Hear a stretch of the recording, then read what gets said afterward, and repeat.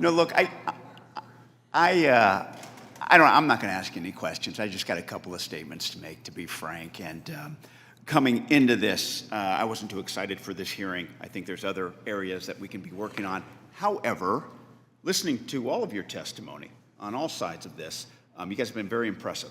And I really appreciate your expertise quite a bit. And I think what you are talking about is important in all areas, though. Obviously, not just in nonprofits, in our White House, in our elections, in all areas, we have to keep out foreign influence. So I guess the one piece of advice I would say to all of you who are experts, I would say, is I think you sense the frustration from our side of the aisle about the potential for hypocrisy, and that you're so good on one area, especially when it keeps out foreign influence, the least you could do is provide an opinion on other areas as well, rather than just kind of put up a shield and say, I'm not an expert, I can talk about it, because I think it kind of dings your credibility a little bit. That's all. And you guys got a lot to talk about. And but like I said, I don't think you guys have a lot of credibility. Maintain that credibility by not being afraid to talk about foreign influence in other areas of our government as well, is what I'd recommend.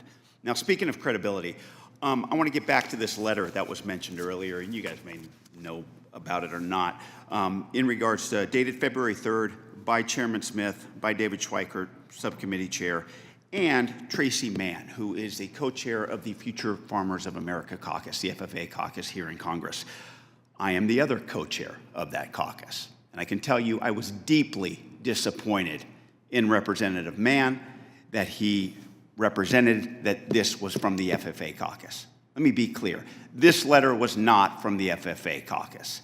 This letter, no member of the FFA Caucus besides Tracey reviewed this letter. No vote was held on this letter. No meeting was held on this letter. No members were asked to sign this letter except Tracey Mann. So as the other co-chair and co-founder of the FFA Caucus, I can tell you that the FFA Caucus has nothing to do with this letter. This letter has everything to do with Tracey and Jason and David, which is fine. I get that. But do not represent that the FFA Caucus is supportive of this letter.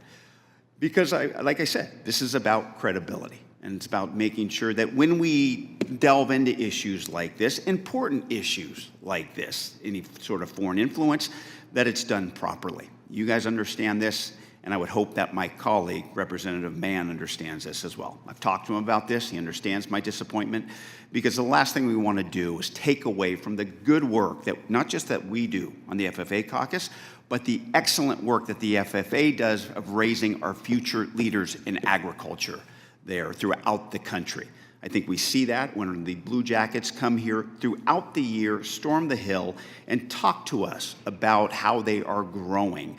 When we talk to our FFA members in our districts and understand the importance that they will have to the future of agriculture, which is taking a big hit right now, and the least that we can do is support those young men and women and try not to get them wrapped up in our politics, to be frank. And unfortunately, I believe that's what this letter did, and unfortunately, I think it tainted the FFA Caucus. That being said, Tracey and I are good friends. We're good colleagues. We will move forward on this because we understand our priorities. And our priorities are making sure that we continue to support the Blue Jackets, continuing to support the FFA, and continue to support the congressional relationship with the FFA.